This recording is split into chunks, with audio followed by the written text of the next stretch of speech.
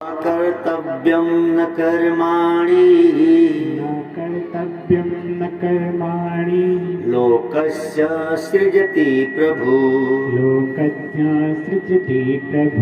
न कर्म फलं संयोगम् स्वभावस्तु प्रवर्तते। भगवान कृष्ण कहते हैं 5वां अध्याय 14वां श्लोक। भगवान कह रहे हैं कि परमेश्वर मनुष्यों के न कर्तापन की, न कर्मों की और न कर्म फल के साथ संयोग की ही रचना करते हैं। सब स्वभाव ही बरत रहे हैं। बड़ा सुंदर विषय है। भगवान न हमारे कर्म की, न हमारे कर्तापन की, न हमारे कर्म फल की। जैसे हम लोग कहते हैं ना, भगवान ने कर्मों का फल दिया, नहीं। भगवान ने मेरे द्वारा एक कर्म करवा दिया, नहीं। ये सब हमारे स्वभाव से हो रहा है। इसलिए कृष्ण कहते हैं गीता के 18वां अध्याय, स्वभाव विजय शौर्यम। आप और हमारा जैसा स्वभाव होता है वैसा हम कर्म करते हैं, और जैसा हम कर्म करते हैं वैसा हमको फल मिलता है। इसमें भगवान का दूर दूर तक कोई लेना देना नहीं। तो मूल में क्या है? हमारा स्वभाव। आपका अच्छा स्वभाव है तो अच्छे कर्म करेंगे, भाग्य अच्छा बनेगा। बुरा स्वभाव है तो बुरे कर्म करेंगे और भाग्य बुरा बनेगा। तो स्वभाव ही बदलना है। अब स्वभाव कैसे बदलता है साहब? तो सत्संग से। सत्संग से ही स्वभाव बदलते हैं। अर्जुन के स्वभाव में आ गया था कि मैं युद्ध नहीं करूंगा, लेकिन कृष्ण के गीता के सत्संग से अर्जुन ने स्वभाव बदला। अर्जुन से कन्हैया ने कहा स्वभाव विजय शौर्य। सबसे बड़ी शूरवीरता तो यह है कि तुम अपने स्वभाव को बदल लो। तो 5वां अध्याय में भगवान कह रहे हैं कि न कर्तव्यम न कर्माणि। प्रायः हम लोग को लगता है कि शुभ अशुभ सब भगवान के द्वारा हो रहे, नहीं। आप देखो, एक ही माँ बाप के 2-4 बेटे होते हैं, सबके स्वभाव अलग अलग हैं, तो सबके भाग्य भी अलग अलग हो जाते हैं। आपका स्वभाव कैसा है? हम अपने मन मस्तिष्क में किस तरह के संकल्प विकल्प करते हैं, ध्यान से समझिएगा कथा आज की। जैसा आपके मन में विचार उठते हैं वैसे ही वातावरण क्रिएट होता है आपके लिए, और वैसे ही भाग्य बनकर आपके पास आता है। आप सुखमय वातावरण, सुखमय संकल्प करते हैं मन में, तो आपके जीवन में अधिक सुख आएगा। और कोई हमेशा दुखमय विचार करे तो उसके जीवन में दुख आएगा। आपने अपने इस मेमोरी में क्या फिट किया है, ये बड़ा मायने रखता है। चीन के लोग, जबकि चीन की जनसंख्या यहाँ से ज्यादा है, वहां पे यहाँ से प्रदूषण ज्यादा है, वहां के लोग 100-100 बरस जीते हैं। क्यों पता है? उन लोगों ने अपनी मेमोरी में फिट कर लिया अपने 100 बरस जीना है। आपने, हमने ठान लिया कि नहीं बहुत गड़बड़ समय आ गया, 70-80 में मर जाएंगे, पक्का मर जाओगे। आपने मन में ठान लिया कि मेरे जीवन में सुख आएगा, तो पक्का आएगा। लेकिन कोई हमेशा ये सोचे कि दुख आएगा, दुख आएगा। यही वजह है कि हमारे शास्त्रों में रामनवमी मनाते हैं, राम जी का जन्म दिवस। लेकिन राम जी किस दिन सरजू में प्रवेश कर गए, कोई मनाता है? नहीं। श्री कृष्ण जन्माष्टमी मनाते हैं, लेकिन किसी दिन कृष्ण को बाण लगा और कृष्ण धरती से गए, हम मनाते हैं? नहीं। हमारे यहाँ का कहना है कि अपने स्वभाव में सदैव सात्विकता लेके आइए, सदैव सुखमय विचार लेके आइए, सदैव दूसरे के परोपकार के भाव लेके आइए। जैसा आप भाव कर, स्वभाव के द्वारा ही हमारा कर्तव्य होता है। न कर्तव्यम न कर्माणि। जैसा कर्म करते हैं वैसा अपने को कर्ता मानते हैं। आप अच्छा कर्म करते हो तो आपको लगता है कि मैं अच्छा आदमी हूँ, बुरा कर्म करते हो तो आपको लगता है कि मैं बुरा आदमी हूँ। ये दोनों कैसे हुआ? स्वभाव से ही तो हुआ। आपके मन का स्वभाव है सत्संग सुनना, तो आप आके बैठे हो, तो आपको लगेगा कि मैं सत्संगी हूँ। किसी के स्वभाव में ही दारू पीना है तो जाके दारू खाना बैठा होगा, उसको लगता होगा मैं पियक्कड़ हूँ। ये तो है, लेकिन ये पहले स्वभाव में है। तो श्री कृष्ण कहते हैं कि ये सब स्वभाव ही वर्त रहे हैं, और आप स्वभाव बदलिए। तो स्वभाव बदलता है सत्संग से। जैसे जैसे सत्संग श्रवण करते, क्योंकि जैसा सुनते हैं वैसे ही भाव उत्पन्न होते हैं। आप बुरे शब्द ज्यादा सुनोगे तो आपके मन में बुरे भाव उत्पन्न होंगे, अच्छे शब्द ज्यादा सुनोगे तो आपके मन में अच्छे भाव उत्पन्न होंगे। संपूर्ण कर्म प्रकृति के द्वारा किए जाते हैं, परंतु मनुष्य को अज्ञानता के कारण ऐसा प्रतीत होता है कि मैंने किया, मेरे द्वारा हुआ। जैसे समझो, बेटा को जन्म आपने दिया, आपको लगता है मेरे द्वारा बेटा जन्मा, नहीं। जिस गर्भ में वो बेटा बड़ा हुआ, जिस गर्भ में उसका आकार बना, उस माँ से पूछो उसने बनाया क्या? यदि माताओं के हाथ में होता तो कोई माँ लड़की बनाती ही नहीं। आपके गर्भ से बालक जन्मा, लेकिन आप बताओ आपने लड़का लड़की बनाया था क्या? लेकिन बेटा जन्म लेता तो आप क्या कहते हैं? लड़कवा हमार, लड़कियां हमार। तो अब आप कर्म आप किए थे, प्रकृति के द्वारा हुआ, लेकिन हम मान बैठे कि मैंने किया। तो होता है संपूर्ण कर्म प्रकृति के द्वारा। अज्ञानता के कारण हम उसमें जानबूझ के खुद को फंसा लेते हैं। इसी स्वभाव को बदलना है। आपने बेटा इतना छोटा जन्म दिया था और धीरे धीरे देखो तो 5 फीट 6 फीट 7 फीट का हो गया, तुमने बढ़ाया क्या? लेकिन क्या कहते हो?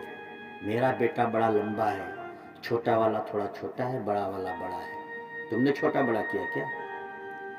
मेरी एक बेटी सांवली है, एक बेटी गोरी है, तूने बनाया था क्या? लेकिन कहते रहो कि मेरी बेटी। तो हुआ किसके द्वारा? प्रकृति के द्वारा। और हम उसमें थोप लिए अपना ज्ञान कि मेरा है। कितनी अच्छी बात है। हम रोज पढ़ते हैं तो मैं सोचता हूँ जो अच्छा लगे वो आपको सुनाओ। जो श्लोक मुझे अच्छे से समझ में आ जाता है और मुझे लगता है कि मैं अच्छे से आपको समझा पाऊंगा, तो वही लिख के लाता हूँ। हम विद्वान बन के कथा नहीं करते। विद्वान बन के कथा करेंगे तो रोज वही सुनाएंगे, याद कर लेंगे। हम जहां जाते हैं तहां नई नई बात, खुद भी तो सुनना है, अपना भी ज्ञान बढ़े। 2 तरह से भागवत कथाएं होती है। एक सुखदेव जी के द्वारा जैसे हुई, जैसे गुरु सुखदेव जी ने जब भागवत सुनाई तो ना वहां कलश स्थापन हुआ, न वेदियां बनी, वहां कुछ हुआ था क्या? न गौरी गणेश का पूजन हुआ। सुखदेव जी आए, गुरु का पूजन किया है राजा परीक्षित ने, और सुखदेव जी ने कथा सुनाई। यह भागवत कैसे? सुखदेव जी के द्वारा। और एक होती है जो हम ब्राह्मणों ने बनाया, कलसा रखो, गौरी गणेश बनाओ, पूजन हो, फिर कथा हो, जजमान बने, बैठे। तो उस तरह से जब कथा होती है, हमको भी करना पड़ता है। 11 तारीख से कथा है, 11 जनवरी से अयोध्या में। तो जब अनुष्ठानात्मक कथाएं होती हैं तो फिर मुझे भी ध्यान रखना पड़ता है, लाइन बाई लाइन कथा सुनाओ भाई, नहीं तो लोग कहेंगे पंडित जी तो भागवत सुनो। लेकिन उस कथा से ज्यादा अच्छी कथा होती है, क्योंकि यहाँ जो अच्छा समझ में आएगा वही सुनाने लगते हैं, और उसमें आदमी बधा होता है। यही कथा सुनाओ। ये कथा का उद्देश्य आपकी मुक्ति है, आपके ज्ञान को बढ़ाना है। उस कथा का उद्देश्य बस भागवत को पूरा करना होता है, कैसे भी पूरा हो जाए जल्दी जल्दी। तो यहाँ की जो भगवत गीता है, भगवत गीता का श्लोक है 5वां अध्याय का 14वां श्लोक। भगवान ऐसा विधान भगवान नहीं कर रहे हैं कि जीव शुभ और अशुभ कर्म करे। ध्यान देंगे, कईयों को लगता है ना कि अच्छा भी भगवान करवाता है, बुरा भी भगवान करवाता है। नहीं साहब, यदि शुभ और अशुभ कर्म करने का विधान भगवान के द्वारा बनाया गया होता तो उसका कर्म फल हम क्यों भुगतते? तो भगवान जाने, उनके द्वारा हमने किया, ऐसा नहीं। लेकिन श्रुति कहती है, जरा समझेंगे विषय को, श्रुति में स्पष्ट लिखा हुआ है कि भगवान को जब ऊर्ध्वगामी करना होता है तो शुभ कर्म करवाते हैं, और अधोगामी करना होता है तो अशुभ कर्म करवाते हैं। तो क्या श्रुति गलत है? अब समझिए, वास्तव में श्रुति के इस कथन का अर्थ जानना चाहिए। श्रुति का कहना यह है कि हमारे जो पहले के स्वभाव के कारण कर्म बने हैं, जो प्रारब्ध रूप में आ गए हैं, उस प्रारब्ध को पूरा करने के लिए भगवान हमारी बुद्धि, मन, मति वैसा बनाते हैं, शुभ और अशुभ। तो इसमें कर्म को, कर्तापन को बढ़ाने के लिए नहीं, कर्म के कर्तापन के कर्म को काटकर परमात्मा करुणा वरुणालय अपना कृपा करके अपने पूर्ण प्रेम को इस जीव को देना चाहते हैं, इसलिए आपके द्वारा शुभ अशुभ कर्म करवाते हैं। लेकिन हम लोग इतने महान हैं, कर्म जो भी हुआ उस कर्म का कर्तापन हटा दीजिए कि मैंने किया, ऐसा न सोचो। जब तक आप ये सोचेंगे कि मैंने किया तब तक तो आप कर्तापन है, कर्मों में बधेंगे, लेकिन मैंने नहीं किया तो आपको कर्तापन का दोष नहीं लगेगा। समझिए, आपके ही हमारे बच्चे जो आर्मी में है, यहाँ से चला गया आर्मी में, बॉर्डर पे खड़ा है, 2-4-10 हरामखोर पाकिस्तानियों को मार दे, उसको जेल होगी क्या? नहीं होगी ना, इनाम मिलेगा। आप ही के घर का बच्चा आर्मी में गया, देश की रक्षा के लिए 10 लोगों को गोली मार दी, वो 10 मर गए, उसको इनाम मिला। लेकिन वही बच्चा छुट्टी पे घर आया और पड़ोसी से झगड़ा हो जाए और किसी एक को मार दे तो जेल हो जाएगी। क्यों? वहां का कर्तापना उसका अपना व्यक्तिगत नहीं था, वो देश हित के लिए कर रहा था, तो वहां 10 को मारा तो भी केस नहीं बनी। लेकिन यहाँ एक ही को मार दे तो 302 हो जाए। यानी जो कर्म करके आप कर्म का कर्तापन खुद को नहीं मानेंगे, समझिएगा इसे, उसका दोष आपको नहीं लगेगा। जो भी हमारे द्वारा कर्म हो रहा है, हमने समाज के लिए किया, ईश्वर ने करवाया, हमने ईश्वर के नाते किया। इसीलिए हम ब्राह्मणों को कहते हैं, इदम इंद्राय नमः स्वाहा, इदम इंद्राय नमः। यानी ये मैं इंद्र को दे रहा हूं, ये मेरा नहीं है, न मम। जब आप अपनी आसक्ति हटा लेते हैं तो आप कर्म के फल को पाने से सर्वथा मुक्त हो जाते हैं। इसीलिए जो कुछ भी कर्म हो रहा है, कर्म का फल क्यों भोगना पड़ता है? क्योंकि हमें मानते हैं कि ये कर्म मैंने किया है। कर्म का कर्तापन यदि कर्म और कर्तापन दोनों हटा दे तो कर्म फल को भोगना नहीं पड़ेगा। इसीलिए बेटा बेटी को जन्म दो, पढ़ाओ लिखाओ, बड़ा करो, ये सोच के नहीं कि मेरा है, ये सोच के कि भगवान ने इसे मुझे दिया है, ये मेरी जिम्मेदारी है, ये मेरा कर्तव्य है। ऐसा सोचो। ऐसा सोचेंगे तो बहुत पुण्य है। ऐसा सोचेंगे तो अपने बेटे बेटी को पढ़ाना लिखाना भी आपकी भक्ति में गिना जाएगा। अच्छा सोचो, बेटी को जो देते हैं वो दान क्यों कहा जाता है? क्योंकि आप ये मानते हैं कि बेटी ही मेरी नहीं है ना? तो बेटी जब आती है उसको कुछ देते तो आपको लगता है पुण्य हुआ, लेकिन वही बेटे को तो नहीं देते, अथवा देते तो नहीं सोचते कि पुण्य हुआ। क्योंकि बेटे में आसक्ति है कि बेटा मेरा है, और बेटी को आपने मान लिया है कि दूसरे की है, तो दूसरे की है, मेरी नहीं है, और उसको दिए तो दान। लेकिन जो मेरा है उसको अपना मान के दिए तो दान नहीं माना जाएगा। अच्छा, बेटा आपका और बेटी दूसरे की है। बेटा आपने अपने गर्भ में खुद बनाया था क्या? है किसी माँ की हिम्मत? तो वास्तव में बेटा और बेटी किसका? बोला भी करो, मौनी बाबा हो क्या? बेटा और बेटी किसका? ईश्वर का। तो बेटे को भी जिस दिन मान लोगे कि मेरा नहीं है, तो बेटे का खिलाना पढ़ाना ये भी पुण्य में गिना जाएगा। आपको बेटी की चिंता बहुत सताती है ना कि बेटी का ब्याह कैसे होगा, मेरी बेटी सुखी रहेगी कि नहीं, बेटा पढ़ के नौकरी पाएगा कि नहीं। मैं आपको एक तरकीब बताता हूँ। आप उसको अपना मान रहे हैं इसीलिए आप परेशान हैं। अच्छा, किसी दूसरे की चीज को अपना मानोगे तो अपराधी हो कि नहीं हो? अपराधी हो ना। तो है किसका? भगवान का।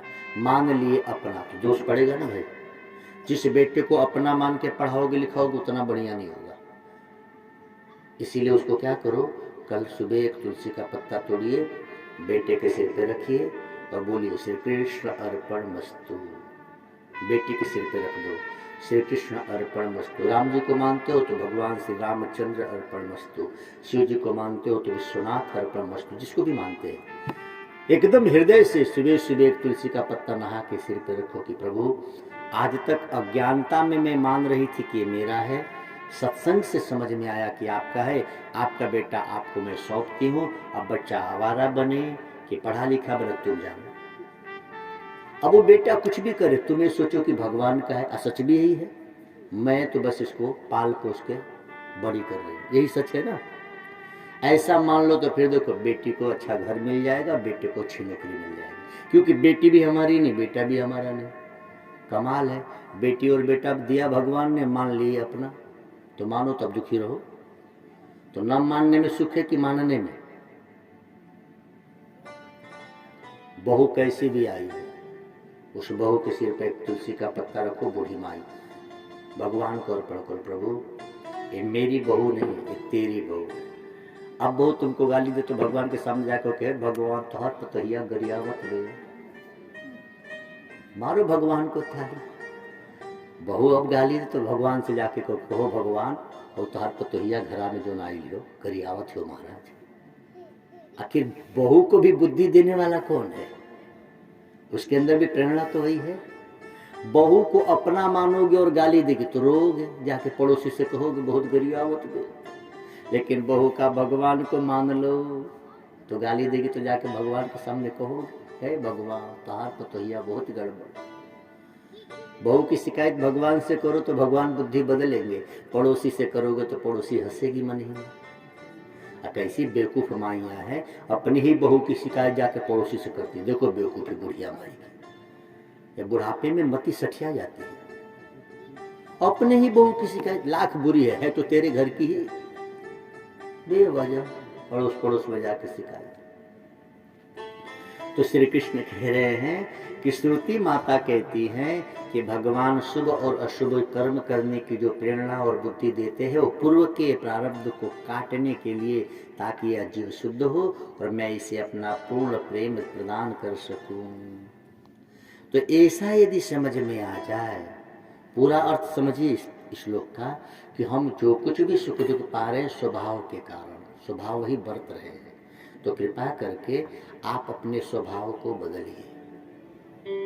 लोग ऐसा फैशन करके ब्यूटी पार्लर जाके चेहरा बदलते हैं। कितना अच्छा होता कि अपने रहने का बोलने का ढंग बदल लेते।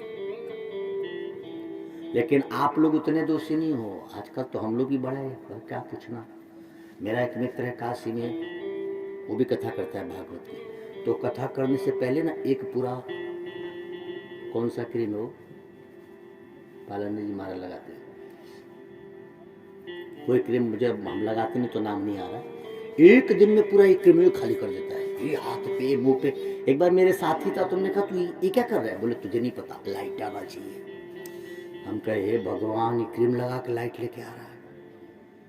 इतना क्रीम पोत के जाता है मंच पे, एकदम इतना पोतेगा आधा एक घंटा तो लग जाएगा। हमने कही क्या कर रहे? बोले तुझे क्या पता, लाइट आएगा इससे। अच्छा, लोग भी वैसे ही, ऐसे ही लटके झटके वालों को पसंद करते कि बाबा चमकदार दिख रहा है, चलो। मुझे समझ में नहीं आता, लोग बाबा का चेहरा देखने जाते हैं कि कथा सुनने जाते हैं। कैसे कैसे लोग हैं। बाबा लोग भी कम नहीं, तिलके लगाएंगे आधा घंटा लगेगा।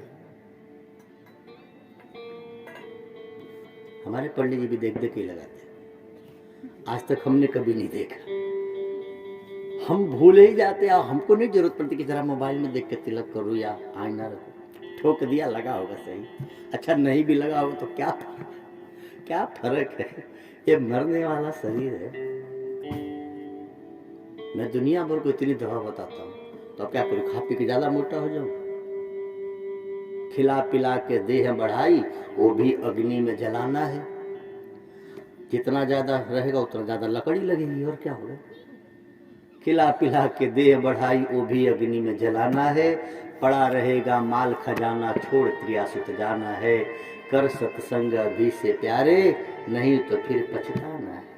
ये सब यही धरा रह जाएगा। कुछ लेके जाना है क्या? ऐ कमाने वालों, कमा लो हीरा मोती। याद रखना, कफन में जेब नहीं होती। कफन में किसी के जेब देखा है? कितना मैं अक्सर कहते रहता हूं, आपसे भी निवेदन करूं। 9 ग्रह तो आप सब जानते हैं। 10वां ग्रह पता है क्या है? 9 ग्रह तो हम ज्योतिष लोग बताते रहते हैं। 9वां ग्रह मैं मानता हूं कि संग्रह भी एक ग्रह है, अधिक संग्रह भी ग्रह है। कृपानाथ, जितना ज्यादा इकट्ठा करोगे उतना ही मति खराब होगी। संग्रह भी एक ग्रह ही है, इसीलिए अधिक संग्रह न करें। और हमने जहां तक पढ़ा है, शास्त्रों में सुना संतों से, अधिक संग्रह करने वालों को पेट संबंधी रोग ज्यादा होते हैं। तो लोग अधिक धन या गहने इकट्ठा करने लगते हैं, तो बाद में उनको पेट की बीमारियां ज्यादा होने लगती हैं। इसीलिए जितना हो सके कम से कम, जितना जरूरत है उतना ही रखो। हमसे आपसे ज्यादा अच्छे पशु पक्षी की में आपने कभी सुना किसी पक्षी को हार्ट अटैक हुआ हो? नहीं। किसी गाय को हुआ? क्यों नहीं होता? वो लोग कल के लिए संग्रह नहीं करते। कोई भी पक्षी एक दिन पहले के लिए दाना नहीं रखता। अब इसका मतलब ये नहीं कि आप घर का सब दे दो, अर्थ गलत नहीं लेंगे। हम गृहस्थ हैं, गृहस्थों के लिए शास्त्र कहते हैं कि 3 टाइम का अन्न हो, तभी से गृहस्थी को उपवास करना चाहिए। यानी हर गृहस्थी, कुशल गृहस्थी को चाहिए कि कम से कम इतना तो अन्न हो कि 3 दिन तक चले, ताकि बीच में कोई मेहमान आ गया तो कैसे खिलाओ। लेकिन इतना भी संग्रह न कर लो कि पता लगा कि इस साल का धान हो गया, 2 साल 3 साल पहले वाला पड़ा हुआ है, चावल खत्म ही नहीं हो रहा, तो ये संग्रह ठीक नहीं। अति संग्रही न बनिए। तो श्री कृष्ण भगवान कहते हैं कि वास्तव में कर्म जो किया जा रहा है ये स्वभाव के कारण है। कृपा करके स्वभाव बदल देंगे तो आपके कर्म स्वतः ही बदल जाएंगे। इसलिए हमेशा अच्छे भाव रखिए, हमेशा सोचते रहेंगे अच्छा तो अच्छा कार्य होगा, और मन में बिठा लो कि मुझे स्वस्थ रहना है, मुझे लंबी आयुष्य जीना है, मुझे संसार में सत्कर्म करने हैं। बार बार इस भाव को दोहराएंगे तो आपके द्वारा यह होने लगेगा बिना कहे। जिनको लगता है कि मैं दुखी हो जाऊं ना, मैं दुखी ना हो जाऊं, वो दुखी हो जाते हैं। जिनको हमेशा डर बना रहता है मैं बीमारी ना आ जाए तो बीमारी आएगी, तो खुद ही बुला रहे हो। पॉकेट मारों से पूछो, तुम पॉकेट मारों ने बताया कि भाई तुम कैसे जान जाते हो कि इस ट्रेन में फलाने आदमी के पास पैसा है? तुम लोग भगवान तो हो नहीं, तुमको कैसे पता कि आदमी पैसा रखा है? तो पॉकेट मार बताया कि बहुत हम लोग चतुर हैं महाराज। हम लोग खाली कहते भैया सावधान, पॉकेट मार घुस गए, अपने अपने जेब संभालो। तो जो लोग ज्यादा पैसा रखे वो बार बार छूते रहते कि हमारा है कि नहीं, और पॉकेट मार समझ जाते कि बस इसी पे धावा बोल रहा है। तो जैसे चोर को पता लग गया आपके बार बार हाथ डालने से किसके पर्स में ज्यादा पैसा है, ऐसे बीमारी भी सोचते कि हमको ज्यादा याद कौन कर रहा है, उसी के हाथ चलो। जैसे आपको लगेगा कि अब आ गई बुढ़ापा, अब हमारी, ध्यान देंगे बूढ़े बाप लोग, बूढ़े माँ बाप जरा ध्यान देंगे इस बात पर। आजकल हमारे यहाँ बेवकूफ़ी क्या है कि जैसे बुढ़ापा आने लगती है ना, हमारे बूढ़े बाप लोग को समझ में आता है कि अब बीमार हो, अब शरीर बीमार पड़ेगा, बुढ़ापा।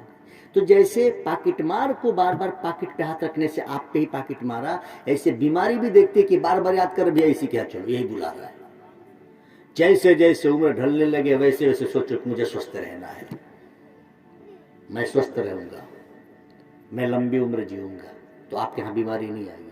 अब पता लगा थोड़ा सा उम्र ढला नहीं, अब उम्र हो गया, अब बीमारी आएगी। बुलाओ, वेलकम करो, बीमारी को आएगी। आपके मन ही सब कुछ करता है। मन ऐसा मनुष्याणाम कारणम बंधन मोक्षेत। मन में जैसे संकल्प विकल्प होते हैं वैसे ही वातावरण आपके इर्द गिर्द आने लगते हैं। इसीलिए मन में सदा अच्छे विचार लाएंगे तो आपके इर्द गिर्द अच्छे भाव आएंगे। जो बेटियां अभी से सोचे ना कि मुझे अच्छा घर मिले, अच्छा बर मिले, पक्का अच्छा मिलेगा, उनको अच्छा ही मिलेगा। और जो सोचते हैं कि पता नहीं क्या होगा, बुढ़िया कहीं मुड़िया न दबा दे, पक्का वैसे ही मिलेगी। इसको ज्यादा समझ में आ। ओम नमो भगवते वासुदेवा। आप अपने मन से कभी भी गलत विचार करो ही नहीं। इस पूरे श्लोक का अर्थ यही है, सदैव अच्छे विचार करो, और नहीं तो बुरे विचार करोगे तो फिर वही जैसा विचार करोगे वैसे आएगा। अच्छा आप सोचो, आप जिसको बुलाओगे वही तो आएगा, आप जिसका नाम लेकर बुलाओ वही आएगा। आप इतने लोग हैं, अभी हम जिसका नाम लेंगे वही मेरे पास आएगा, भैया यहाँ आओ तो वही आएगा। तो जब आप बीमारी को बुला रहे हो तो बीमारी आएगा, सुख को बुलाओ तो सुख आएगा, दुख को बुलाओ तो दुख आएगा। आप बुलाते किसको हैं? ऐसा मत सोचो कि मैंने ऐसा क्या किया है कि मुझे सुख मिलेगा, ऐसा सोचो कि मैंने ऐसा कुछ किया ही नहीं कि मुझे दुख मिलेगा, पक्का सुख मिलेगा। जैसी सोच होती है वैसा ही वातावरण हमारे सामने उपस्थित होता है। ये पूरा विश्व सृष्टि ही संकल्प से चल रही है। ईश्वर ने संकल्प किया, ब्रह्मा उत्पन्न हुए और सृष्टि बनी, यानी पूरी सृष्टि ही संकल्प से चल रही है। अर्थात जैसा हम बार बार संकल्प करते हैं वही संकल्प साकार रूप होकर हमारे जीवन में आता है। आप सुख रूपी संकल्प कीजिए तो सुख आएगा, दुख रूपी संकल्प बार बार करेंगे तो दुख आएगा। स्वास्थ्य रूपी संकल्प कीजिए तो आप स्वस्थ रहेंगे, और फिर बार बार सोचे कि अरे अब तो बुढ़ापा आ गया, तो बीमार हो जाएंगे साहब। इसीलिए हमेशा संकल्प विकल्प अच्छे हो। संकल्प की ही सृष्टि है ये, आसानी से समझ लीजिए। जैसे रात को आप सोते हैं तो सोने के बाद सपना कैसा देखते हैं? जैसा सोचते सोचते सोते हैं। दुख सोचते सोचते सोएंगे तो दुख रूपी सपना देखते हैं। सुख सोचते सोचते सोइए तो सुख रूपी सपना देखते हैं, भूत की फिल्म देख के सो तो भूत वाला सपना दिखने लगेगा, किसी के ब्याह शादी में जाके सो या तो किसी की ब्याह शादी को याद करके सो तो ब्याह शादी वाला सपना। तो सपना कैसे दिखा? जैसा आपके मन में संकल्प था। तो सपना भी एक सृष्टि ही तो है। तो जैसे जागृत में जैसा संकल्प करते हैं वैसा सपना दिखता है, ऐसे ही मन से जैसा संकल्प करते हैं वैसा ही सुख और दुख हमारे सामने उपस्थित होता है। इसीलिए कृपा करके भगवान कृष्ण के 5वें अध्याय के 14वें श्लोक की बातें है कि हम और आप सदैव अपने संकल्प अच्छे करें। और संकल्प अच्छा तब होता है जब हमारा स्वभाव अच्छा होता है, क्योंकि जैसा स्वभाव होगा वैसा संकल्प होगा। अच्छे स्वभाव वाले अच्छी बात सोचते हैं, बुरे स्वभाव वाले बुरी बात सोचते हैं। हमारा स्वभाव, और स्वभाव बदलता कैसे है? तो बोले स्वभाव बदलता है सत्संग से। जैसे जैसे सत्संग संतों के संग में जाते, आप सोचो कहाँ तो वालिया लुटेरा और कहाँ तो नारद जी का सत्संग मिला, तो एक लुटेरा व्यक्ति भी महर्षि वाल्मीकि हो गया। यानी जब तक स्वभाव बुरे थे तब तक लुटेरे थे, और जब स्वभाव अच्छा हुआ तो संत हो गए। तो स्वभाव ही मुख्य है। इस पूरे श्लोक का अर्थ है कि हमारे कर्म, कर्तापन और कर्म का फल, इन तीनों के मूल में हमारा स्वभाव है। जैसा स्वभाव वैसा कर्म, जैसा कर्म वैसा कर्तापन, और जैसा कर्तापन वैसा फल। तो हमारा स्वभाव जैसा होता है वैसा हम कर्म करते हैं, जैसा कर्म करते हैं वैसे अपने को कर्ता वाला मान लेते कि मैं अच्छा कर्म करने वाला हूँ तो मैं बुरा कर्म करने वाला हूँ, और जैसा करने वाला होगा वैसा ही तो फल मिलेगा।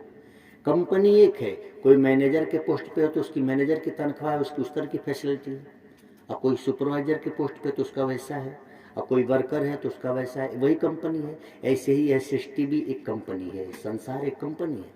आप देखो आपका स्वभाव कैसा है, आप जैसा स्वभाव करते हो वैसा ही ये प्रकृति आपको सुख देती है।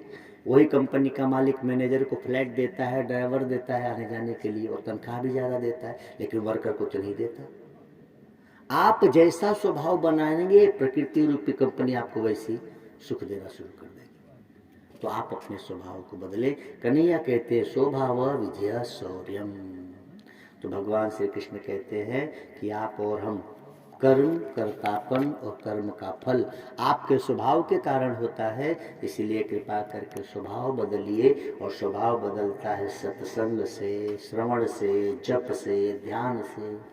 तो जप करे, ध्यान करे, सत्संग श्रवण करे, शास्त्र श्रवण करे, और सब श्रवण करने के बाद शास्त्र के संग संग हम सभी भारतीयों को, सनातन धर्मियों को शस्त्र का भी ज्ञान होना चाहिए।